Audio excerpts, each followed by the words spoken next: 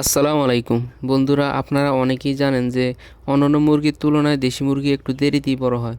তো দেশি মুরগির বাচ্চাকে 3 থেকে 4 সপ্তাহ পর্যন্ত মা মুরগির সাথে রাখা উচিত, কারণ এ সময় মা মুরগিটা বাচ্চা মুরগিকে তাপ দেয়। বাচ্চা মুরগির শরীরে পালক নেই, তাই তাদের শরীর তাপ নিয়ন্ত্রণ করতে পারে না।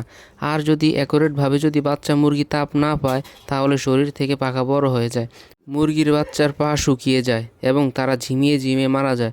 ঠান্ডা এবং বিভিন্ন রোগে আক্রান্ত হতে পারে। তাই অবশ্যই আপনার বাচ্চা মুরগি মা মুরগি থেকে যেন সঠিকভাবে তাপ পায়, সেদিকে আপনার খেয়াল রাখতে হবে। এখন কিভাবে বাচ্চা মুরগি তাপ পাবে? আপনারা দেখবেন মা মুরগি বাচ্চা মুরগিকে তার বুকের নিচে পালকের ভিতর রাখে। এভাবেই মা মুরগি তার বাচ্চাকে তাপ দিয়ে থাকে।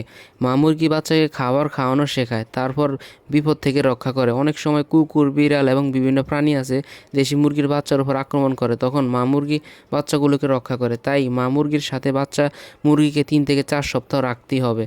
তারপর আসেন খাবারের বিষয়টা। 3 থেকে 4 সপ্তাহ দেশি মুরগির বাচ্চাকে সোনালি স্টার্টার খাওয়াতে হবে এবং এর সাথে আপনারা চাউলের গুঁড়া মিক্স করে দিবেন।